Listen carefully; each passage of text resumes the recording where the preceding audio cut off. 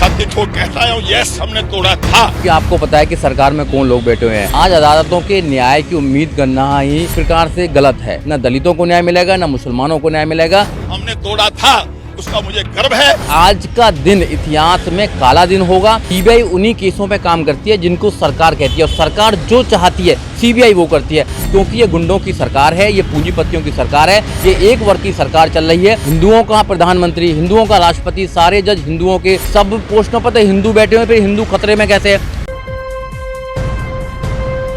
Live TV, सच सबसे आगे। जी सम्राट जी, क्या कहेंगे जब जिस तरीके से ये फैसला आया है? देखिए, इस फैसले की ऐसी आशंका थी कि ऐसा ही फैसला आने वाला है, क्योंकि आपको पता है कि सरकार में कौन लोग बैठे हुए हैं। आज अदालतों के न्याय की उम्मीद करना ही अपने आप में एक प्रकार से गलत है, क्योंकि न्यायालयों से आज हमको न्याय नहीं मिल पा रहा है। 28 साल पुराना जो केस था इस देश के अंदर, 6 दिसंबर 1992 को जो इस देश के अंदर बाबरी मस्जिद को जो शहीद किया गया, वो पूरा देश जानता है, पूरा विश्व जानता है। मगर स्पेशल कोर्ट ये कहती है कि साक्षी नहीं मिले, इनके खिलाफ साक्षी मिले। इनमें 49 लोगों को एक्यूज बनाया गया था, जिसमें 17 की मौत हो गई है। और आज 32 जो लोग हैं जो एक्यूज हैं, जिनमें बड़े बड़े नाम भी हैं, लाल कृष्ण आडवाणी है और उसमें उमा भारती हैं, ऐसे और बहुत सारे लोग हैं जिनका नाम था, उनको आज बाइज्जत बरी कर दिया गया है। ये तो समझ में आता नहीं है कि ऐसे कैसे हुआ। उन लोगों ने, एक रथ यात्रा निकलती है, रथ यात्रा जाके मंदिर को, उसको मस्जिद को ध्वस्त करते हैं, पूरा देश देखता है, पूरा विश्व देखता है, और कहते हैं कि ऐसा कुछ हुआ ही नहीं है। तो ये तो सरासर गलत है, और इस देश के अंदर एक ऐसी सरकार चल रही है जहाँ से न्याय मिलना उचित नहीं है, न्याय नहीं मिल सकता है। न दलितों को न्याय मिलेगा, न मुसलमानों को न्याय मिलेगा। और इस देश के अंदर जो सरकार के गलत नियमों को, गलत नीतियों को आगे पहुंचाने का काम करते हैं, उनको वो इनाम देने का काम करते हैं। आपने देखा होगा राम मंदिर का जिन्होंने फैसला दिया था जस्टिस गोगोई ने, उनको भी इनाम देने का काम किया था, उनको संसद में भेजने का काम किया था, उनको संसद बनाने का काम किया था, उनको राज्यसभा में भेजने का काम किया था। ऐसे ही जो अधिकारी हैं, आपने अब देखा होगा बिहार के अंदर गुप्तेश्वर पांडे जो वहाँ के जो डीजीपी थे, उन लोगों ने जो सुशांत का केस था, कंगना का केस था, उसमें उन्होंने क्या किया? उसमें उन्होंने कहा कि उसमें उनको हीरो बनाने का काम किया और सरकार का एज ए प्रवक्ता काम किया, और फिर उन्होंने अभी बीआरएस लिया, बीआरएस बनने के बाद फिर नेता बनने का काम किया। जब सरकार ऐसे अधिकारियों को बढ़ावा देगी, ऐसे जजों को बढ़ावा देगी, तो फिर ऐसे ही न्याय की उम्मीद कर सकते हैं, जो सरासर गलत है। और आज का दिन इतिहास में काला दिन होगा। उस दिन भी काला दिन था, आज भी दिन था। 28 दिन तक जो लोग इंतजार कर रहे थे कि एक देश के अंदर एक ऐसे मस्जिद को तोड़ने का काम किया जिसकी अपनी एक आइडेंटिटी थी, जिसका एक अपना इतिहास था, उसको ध्वस्त करने का काम किया और सरासर सब लोगों के सामने करने का काम किया। और कोर्ट कहता है कि नहीं, ऐसे साक्षी नहीं मिले, तो फिर तुम क्या कर रहे थे? तो सरासर गलत है, देश के अंदर गलत हो रहा है। आज न्याय मिलना भी इस देश के अंदर बहुत ही ज़्यादा कठिन हो चुका है। देखिए, सीबीआई है और पुलिस है देश की, वो सरकार के अंडर में काम करती है। सीबीआई उन्हीं केसों पे काम करती है जिनको सरकार कहती है, और सरकार जो चाहती है सीबीआई वो करती है, और जो पुलिस चाहती है, जो सरकार चाहती है वही पुलिस करती है। आपने उत्तर प्रदेश में देखा होगा, पुलिस का हाल देख लीजिए। जब पुलिस को मारा गया तो उस गुंडे को वहाँ पर उनकी गाड़ी पलट दी और उसका एनकाउंटर कर दिया फेक, मगर देश चुप रहा। और आज भी घटना है, मनीषा की घटना है, एक वहाँ हाथरस की लड़की है, उसके साथ रेप किया गया और बिना उनके घर वालों की मर्जी से उसको रात को 2:30 बजे उसको जला दिया गया। वहाँ के डीएम कहते हैं कि नहीं, हमने ऐसा नहीं किया, जबकि उनके घर वाले कहते हैं कि हमारी कोई परमिशन नहीं, ऐसी क्या जल्दी थी। तो ये लोग तो जिंदा होने के, जब जिंदा होते हैं, जब भी ये न्याय नहीं दे पाते, और मरने के बाद भी ये हमारी डेड बॉडी, जो हमारे लोगों की डेड बॉडी है, उसके साथ भी खिलवाड़ करते हैं। तो इस सरकार से न्याय नहीं मिलना है, बहुजनों को बिल्कुल न्याय नहीं मिलना है, क्योंकि ये गुंडों की सरकार है, ये पूंजीपतियों की सरकार है, ये एक वर्ग की सरकार चल रही है। आपने आंकड़े भी देखे होंगे कि पूरी पोस्टों पर मंत्री से लेके और संतरी तक एक ही बिरादरी के लोग बैठे हुए हैं। जब एक बिरादरी के लोग बैठे हुए हैं, तो जो वो है वहाँ के मुख्यमंत्री हैं अजय सिंह विष्ट, वहाँ के जो मुख्यमंत्री हैं, वो नहीं चाहते कि उनके समाज के लोगों को कुछ हो, क्योंकि वो संरक्षण देते हैं, उनकी पुलिस संरक्षण देती है।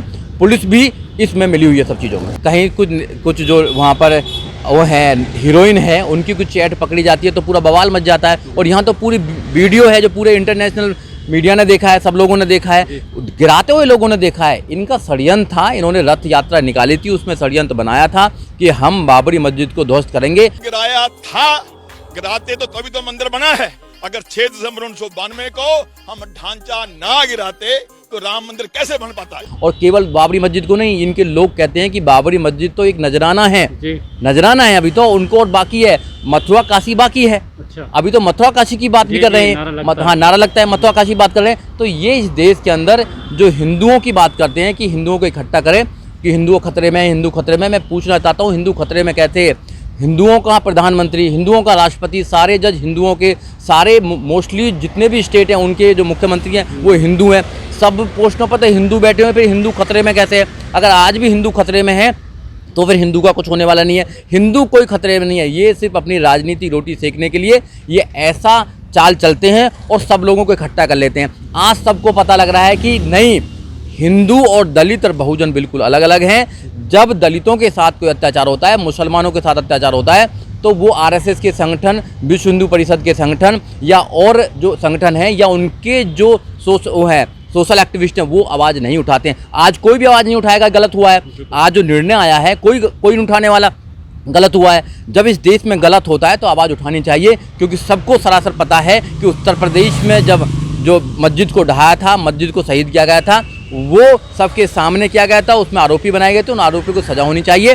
जो नहीं हुई तो आगे भी इस केस को ले जाना चाहिए। तो बिल्कुल वीडियो सबूत है, इनको कॉन्स्पिरेसी में पकड़ा गया था कि ये कॉन्स्पिरेटर हैं, कि इन्होंने बाबरी मस्जिद को शहीद करने के इन्होंने कॉन्स्पिरेसी रची थी, बिल्कुल रची थी। जब तक कोई ये नहीं कहेगा, जो राम रथ यात्रा थी किसने निकाली थी?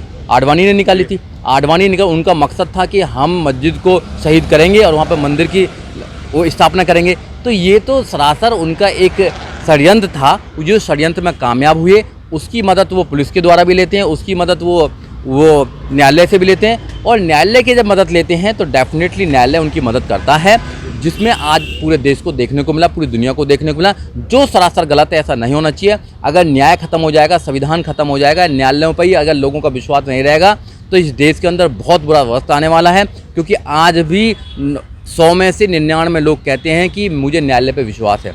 तो न्यायालय को और जजों को ये सोचना चाहिए कि इस देश के गरीब से गरीब इंसान को न्यायालय से मिलता है, न्यायालय से न्याय मिलता है, पुलिस से तो न्याय नहीं मिलता, सरकार से न्याय नहीं मिलता है। क्योंकि ये सरकार जो है जिद्दी लोगों की सरकार है, हिटलर के लोगों की सरकार है।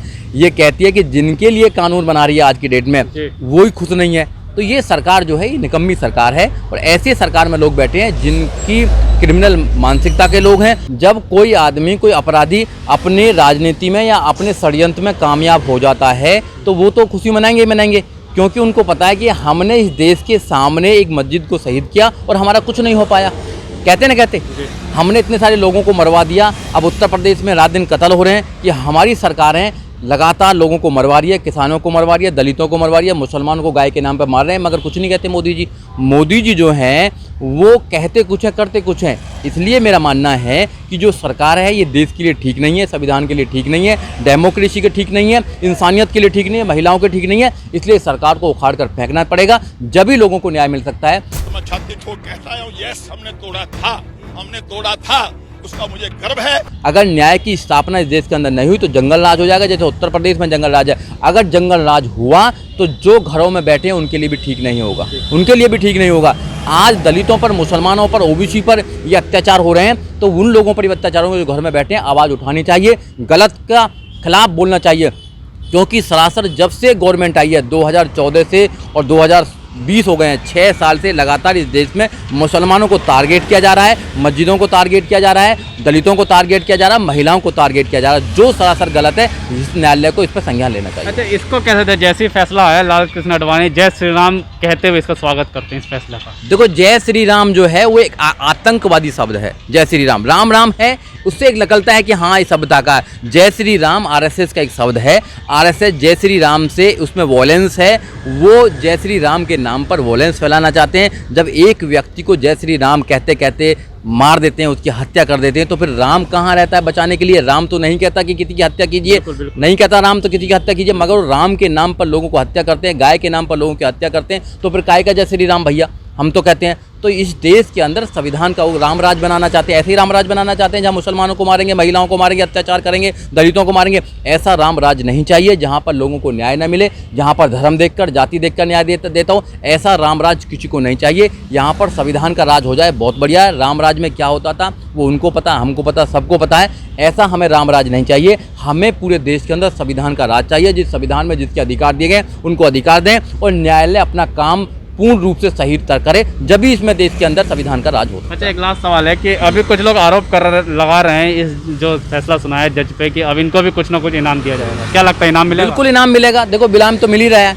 जब पहला एक एग्जाम्पल ले सकते हैं, हम पहला रेफरेंस ले सकते हैं कि जब पहले आदमी ने एक निर्णय दिया, राम मंदिर का निर्णय दिया, तो उनको राज्यसभा भेज दिया गया, तो इनको भी कहीं ना कहीं भेजा जाएगा। कुल मिलाकर ये कि मैं एक लीगल फैटर्निटी का आदमी हूँ, मुझे विश्वास है न्यायालयों पर, मगर मेरा विश्वास भी कहीं ना कहीं डिगमिगा रहा है जब देश के न्यायालय जज, जिन पर देश की कानून की व्यवस्था बनाने में है, पुलिस की व्यवस्था बनाने में, पुलिस आज दोषियों को बचाने का काम कर रही है, सीबीआई उसका काम कर रही है।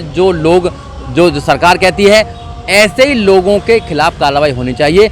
कोर्ट के न्यायालयों को जो जज हैं उनको बहुत संवेदनशील से अपने निर्णय देने चाहिए। अगर आपको वीडियो पसंद है तो लाइक शेयर सब्सक्राइब जरूर करें। धन्यवाद।